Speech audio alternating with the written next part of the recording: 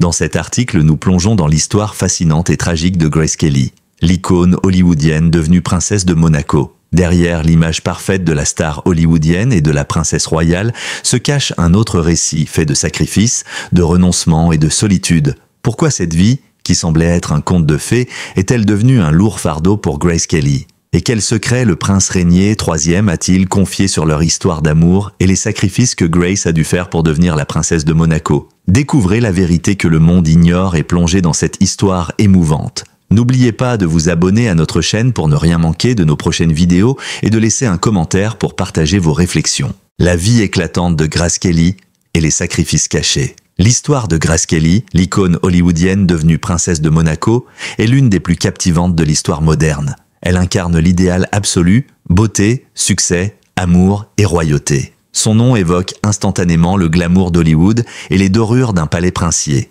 Mais derrière les sourires éclatants, les robes de haute couture et les couronnes étincelantes se cache une réalité bien plus complexe et souvent ignorée. Ce qui semble être un conte de fées est en réalité une histoire pleine de sacrifices silencieux, de renoncements amers et de solitude, même au sommet de la gloire. Grace Kelly, bien que parvenue au summum de la célébrité, a vécu une vie de sacrifices et de conflits intérieurs et sa propre histoire d'amour avec le prince régnier III, bien que publicisée comme le mariage du siècle, cache une vérité bien plus poignante. Née à Philadelphie en 1929 dans une famille aisée et respectable, Grace Kelly avait tout pour mener une vie confortable et conventionnelle. Pourtant, dès son plus jeune âge, elle ressentit une soif d'indépendance et une détermination à se défaire des attentes sociales imposées par son statut familial. Elle choisit la voie de l'art et non celle d'un avenir domestique tracé par les conventions de l'époque. Avec une force de caractère peu commune, elle décida de s'extraire de la sphère domestique et de s'engager dans le monde du théâtre, un milieu réputé impitoyable où les femmes étaient souvent cantonnées à des rôles secondaires et où le talent était souvent mis de côté au profit de l'apparence. Elle gravissait les échelons d'Hollywood avec une détermination acharnée, imposant son talent et sa beauté froide comme des atouts incontestés. Sa carrière décolla véritablement lorsqu'elle attira l'attention des plus grands réalisateurs de son époque, dont Alfred Hitchcock, qui fit d'elle son héroïne fétiche. Sa première collaboration avec Hitchcock, Fenêtre sur cour, en 1954, la propulsa au sommet du cinéma mondial. Elle devenait alors la star incontournable d'Hollywood, une figure mystérieuse et fascinante qui parvenait à allier une beauté glaciale et une profondeur d'interprétation rare. À Hollywood, elle devint un symbole de l'élégance et de la pureté, un modèle de perfection dans un monde obsédé par l'apparence.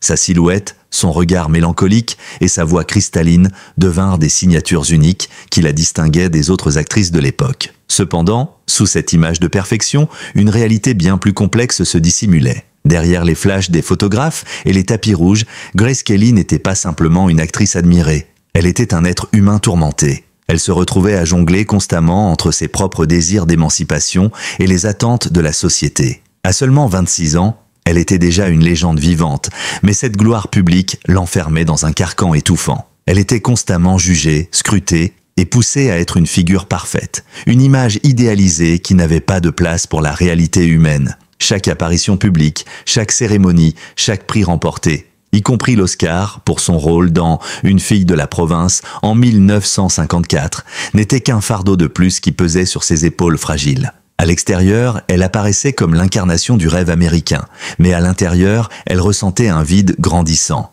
Elle se retrouvait prisonnière d'une image façonnée par les autres, incapable de trouver sa véritable identité derrière les rôles qu'on lui attribuait. Sa beauté et son élégance pure, qui étaient de célébrer dans le monde entier, devenaient pour elle une double contrainte. Elle était continuellement réduite à son image publique et peu de gens s'intéressaient à ce qu'elle était réellement, au-delà de son apparence. Cette vie de projection constante, où chaque mouvement était observé, analysé et interprété, engendrait une frustration immense. Grace Kelly aspirait à quelque chose de plus, quelque chose de réel, de véritable. Elle voulait être reconnue pour son talent d'actrice, pour sa capacité à incarner des personnages complexes et profonds, mais à Hollywood, cela semblait ne jamais suffire. La pression de maintenir une image parfaite, de rester l'idole des foules, l'empêchait de se reconnecter à sa propre essence. Chaque rôle, chaque contrat, chaque apparition sur le tapis rouge était une occasion de plus de se perdre dans l'image que le monde avait construite pour elle. C'est à ce moment précis, alors qu'elle était au sommet de sa carrière, qu'un autre destin allait frapper à sa porte. Un prince, Un homme qui semblait incarner l'opposé de tout ce qu'elle connaissait allait lui offrir une nouvelle vie, un nouveau rôle et la possibilité de sortir de la scène d'Hollywood. Le prince régnier III de Monaco, jeune souverain récemment couronné, était en quête d'une épouse, mais pas n'importe laquelle. Il lui fallait une femme qui incarnerait l'idéal qu'il souhaitait pour son pays. À une époque où Monaco était en proie à de grandes difficultés économiques et politiques, un mariage royal pouvait offrir à la principauté une image de renouveau, un symbole d'espoir et de prospérité. Et qui de mieux qu'une star hollywoodienne, une femme du monde, une icône de beauté et de grâce pour redorer l'image de Monaco. Ce mariage, bien que teinté d'amour véritable entre les deux protagonistes, était également un calcul stratégique. Le prince régnier III savait que,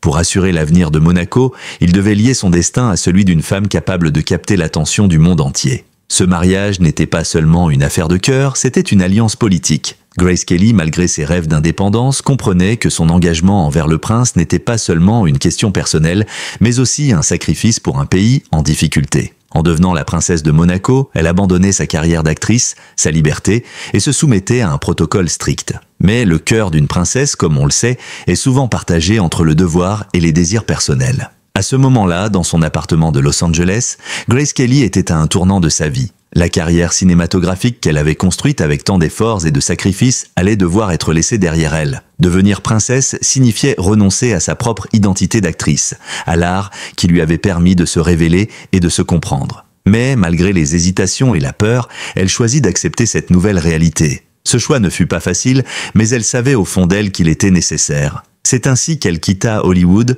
pour épouser le prince régnier III, un homme qui allait changer sa vie à jamais. Cependant, derrière ce choix de devenir princesse se cachait une autre vérité, un sacrifice immense, celui de sa liberté, de son art et de sa vie, telle qu'elle l'avait toujours imaginé. Le mariage avec le prince régnier III, entre calcul et sacrifice, le mariage de Grace Kelly avec le prince régnier III de Monaco en 1956 fut l'un des événements les plus médiatisés du XXe siècle. Un mariage qui semblait tout droit sorti d'un conte de fées.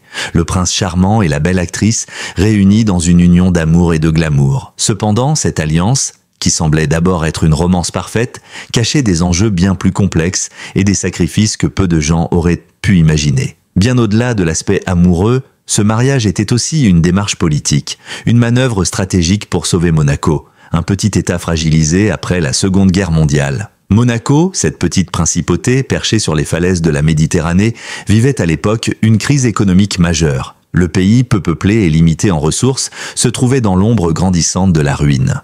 L'industrie touristique, autrefois florissante, était en déclin. Et les grandes fortunes aristocratiques européennes désertèrent le casino de Monte-Carlo pour d'autres rivages plus dynamiques. Les caisses de l'État étaient presque vides et la principauté semblait vouée à une disparition lente et inexorable si rien n'était fait. Le prince régnier III, jeune héritier du trône, se retrouvait dans une position désespérée. Il avait hérité d'un fardeau énorme, sauver son pays. Il était conscient que pour garantir l'avenir de Monaco, il devait redorer son image et attirer l'attention du monde entier. Dans ce contexte, l'apparition de Grace Kelly à Monaco n'était pas seulement un hasard ou une coïncidence, mais une nécessité. Le prince avait besoin de quelque chose de grand, quelque chose capable de raviver la flamme de la prospérité. Et cette chose ne pouvait être autre qu'une femme, une icône, une figure capable de réinventer l'image de la principauté, de la rendre attirante aux yeux du monde. Le mariage avec une star hollywoodienne allait non seulement redonner à Monaco sa place sur la scène internationale, mais aussi offrir au prince une légitimité qui semblait de plus en plus fragile. La beauté et la popularité de Grace Kelly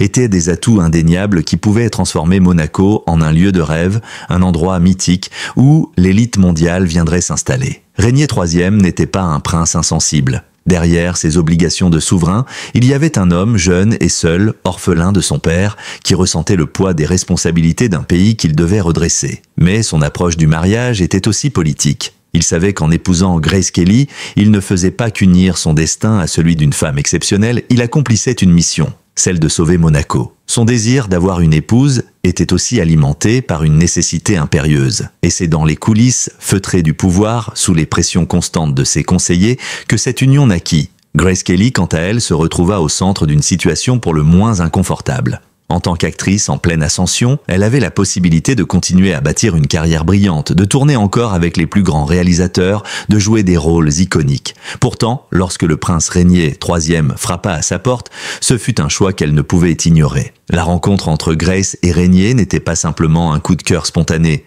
mais une rencontre orchestrée par des figures de l'entourage de Grace à Hollywood et par des conseillers monégasques. Le décor idéal pour cette rencontre fut le Festival de Cannes en 1955, où Grace Kelly, l'invitée d'honneur, incarnait l'apogée du glamour d'Hollywood. La Croisette, vibrante de vie et de splendeur, fut le lieu où leurs chemins se croisèrent, sous le regard attentif de nombreux observateurs. Rainier, profondément intrigué par la jeune actrice, savait que cette rencontre pouvait marquer le début d'un nouveau chapitre pour Monaco. Mais ce n'était pas la passion d'un homme amoureux qui le poussait à vouloir épouser Grace Kelly, c'était la nécessité de sauver son pays. L'image de Monaco devait être rénovée, et Grace Kelly était celle qui pourrait apporter cette transformation. Elle n'était pas simplement une actrice de cinéma, elle était une figure incarnant la pureté, l'élégance et la modernité. Elle représentait l'idéal de beauté et de noblesse que Monaco recherchait désespérément pour se redresser. Mais sous cette apparente simplicité se cachait un calcul froid, une manœuvre politique. Rainier, dans ses moments de doute, savait que la beauté de Grace n'était pas seulement esthétique,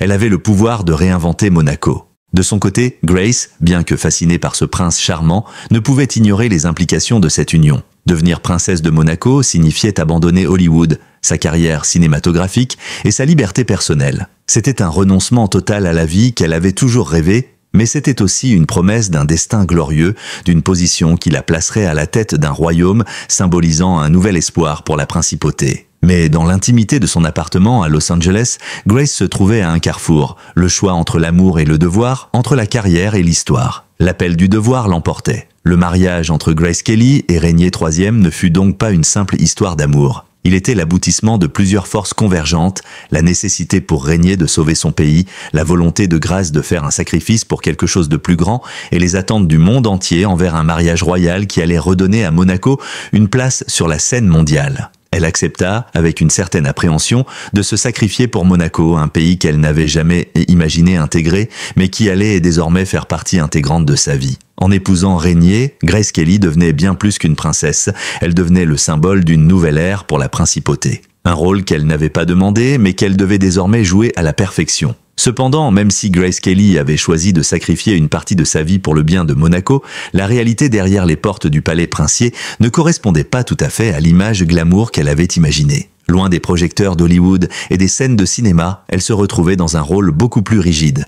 Un rôle qui exigeait une discipline totale et une soumission aux règles du protocole royal. Sa vie devenait une suite de réceptions officielles, de galas et de représentations publiques, où son devoir de princesse passait avant tout. La liberté qu'elle avait jadis connue à Hollywood disparaissait dans les dorures étouffantes du palais, et avec elle, une partie de son identité. À Monaco, Grace Kelly devint la princesse parfaite aux yeux du monde. Mais cette perfection avait un prix. Elle dut sacrifier une part d'elle-même pour correspondre aux attentes de son nouveau rôle. Le mariage avec Rainier III, bien qu'il lui ait offert une position d'admiration et de respect mondial, était également un carcan dans lequel elle se sentait prisonnière. Les années passèrent, et avec elles, l'illusion que tout pouvait être parfait. Le mariage princier était loin d'être l'évasion d'un conte de fées. C'était un engagement lourd de responsabilité et de sacrifice personnel, un engagement qu'elle devait assumer, quoi qu'il en coûte. La solitude de la princesse est le sacrifice final. Les premières années du mariage entre Grace Kelly et Rainier III de Monaco étaient, aux yeux du public, une success story digne d'un conte de fées. La princesse Grace incarna la noblesse, l'élégance et la dignité, répondant aux exigences de son rôle tout en restant un modèle de beauté et de grâce. Mais derrière les dorures du palais princier et les photographies impeccables de la famille royale se cachait une autre réalité, celle d'une femme emprisonnée dans un carcan de traditions séculaires, épuisée par des responsabilités qui l'étouffaient lentement. Cette façade de perfection cachait une douleur silencieuse, un sacrifice difficilement supporté qui peu à peu minait l'âme de Grace Kelly. Devenir princesse de Monaco n'était pas une simple formalité pour Grace Kelly, mais une transformation radicale de sa vie. Elle avait sacrifié sa carrière cinématographique, abandonné la liberté d'être une actrice, d'explorer des rôles variés et de nourrir sa passion pour le cinéma. Hollywood l'avait accueillie en star, mais le monde royal la confinait dans un rôle bien plus rigide. Les attentes étaient énormes, non seulement en tant que femme et épouse du prince, mais aussi en tant que symbole vivant du renouveau de Monaco. Grace n'était plus seulement une actrice, elle était devenue une icône, une figure publique. Mais à mesure que les années passaient, le poids de cette nouvelle identité pesait lourdement sur ses épaules. Chaque jour était un dévouement au protocole et aux attentes sociales. Ses gestes étaient surveillés. Chaque mot prononcé dans un discours était analysé. Son rôle en tant que princesse ne laissait plus de place à ses propres désirs ou à son individualité. Les engagements officiels, les réceptions et les événements mondains devenaient une routine écrasante. Elle n'était plus libre de choisir ses propres activités, ses propres passions. En tant que membre de la famille royale, elle devait toujours faire preuve de la plus grande perfection, et son image devait correspondre aux idéaux de la monarchie. Les exigences étaient incessantes, et peu de gens comprenaient la solitude qu'elle ressentait enfermée dans cet environnement où tout était scruté, où chaque geste semblait être un acte de performance.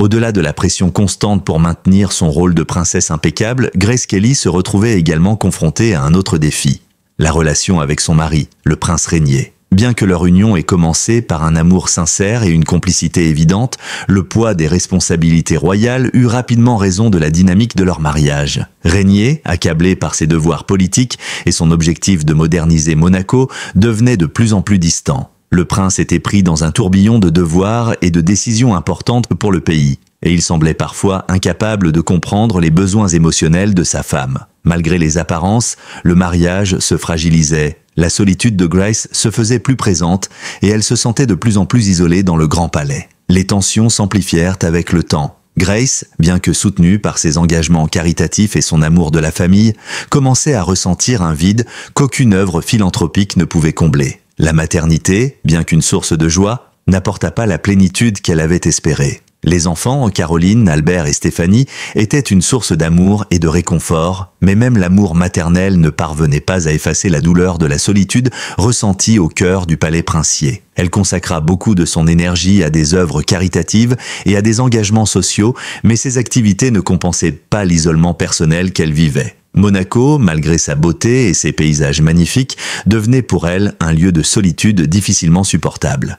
La pression médiatique était également de plus en plus insupportable. Le regard constant du public sur sa famille, sur ses enfants, sur elle-même, devenait accablant. Chaque mouvement, chaque prise de parole était observée et scrutée. Les médias ne lui laissaient aucune marge d'erreur. Le moindre faux pas était amplifié et la princesse devait constamment maintenir l'image d'une femme parfaite, une mère modèle et une épouse exemplaire. Les attentes étaient si grandes qu'elles devenaient un fardeau insupportable. Même si Grace Kelly s'efforçait d'être à la hauteur de ses attentes, elle se retrouvait à sacrifier de plus en plus de son essence pour plaire à la royauté, à son mari et au peuple de Monaco. Au fil des années, la vie de Grace à Monaco devenait une lutte constante entre l'image de la princesse et la réalité de ses désirs personnels. Le luxe, la gloire et la reconnaissance ne suffisaient pas à combler le vide que laissait son ancien monde de liberté, d'art et de cinéma. Pourtant, malgré ses difficultés intérieures, elle ne se plaignait jamais. Elle continuait de faire son devoir avec grâce et dignité. Elle assuma son rôle avec une perfection qui cachait des souffrances profondes. Elle était une princesse dans l'apparence, mais aussi une femme en quête d'elle-même, coincée entre le devoir et le sacrifice.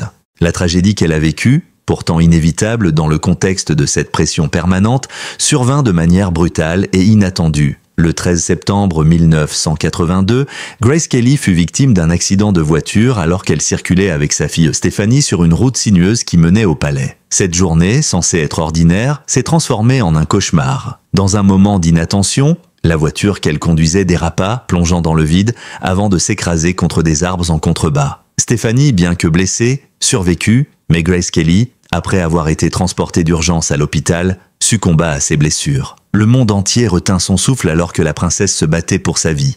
Mais le destin était cruel. Le 14 septembre, la terrible nouvelle tomba. Grace Kelly, la princesse tant aimée, n'avait pas survécu. La perte de Grace Kelly marqua un tournant non seulement pour la famille royale de Monaco, mais aussi pour le monde entier. La princesse, qui avait été un symbole d'élégance et de grâce, était désormais partie, laissant derrière elle un vide immense. Le prince régnier troisième, dévasté, se rendit immédiatement à son chevet, mais il ne put rien faire pour la sauver. Ses dernières paroles à ses proches furent des aveux bouleversants. « J'ai perdu plus qu'une épouse, j'ai perdu une part de moi-même ». Ces mots résonnèrent dans le cœur de tous ceux qui savaient combien Grace avait sacrifié pour sa famille, pour son pays et pour son peuple. Le monde pleura la perte de cette étoile qui avait brillé avec tant de magnificence. À Monaco, Les rues étaient remplies de monégasques, d'élites et de dignitaires venus rendre hommage à la princesse disparue. Le deuil était palpable et les larmes coulaient sur des visages habituellement impassibles.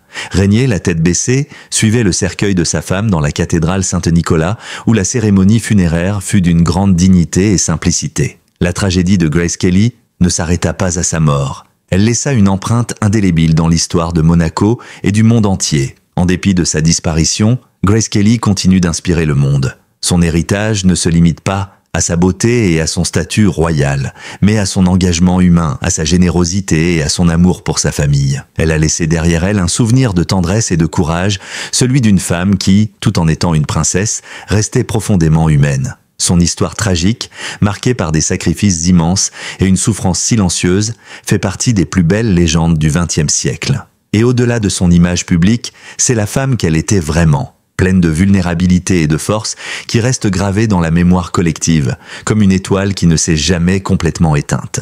Merci à tous d'avoir suivi cette vidéo jusqu'à la fin. Nous espérons que l'histoire de Grace Kelly et de son sacrifice vous a captivé autant qu'elle nous a bouleversés. Si vous avez aimé ce contenu, n'oubliez pas de vous abonner à notre chaîne pour rester informé de nos prochaines vidéos fascinantes. Nous serions ravis de connaître vos pensées. Alors n'hésitez pas à laisser un commentaire ci-dessous pour partager vos impressions et vos réflexions sur cette histoire. Votre soutien et vos retours sont précieux pour nous. Restez connectés car d'autres récits émouvants et intrigants arrivent très bientôt. À très vite sur notre chaîne.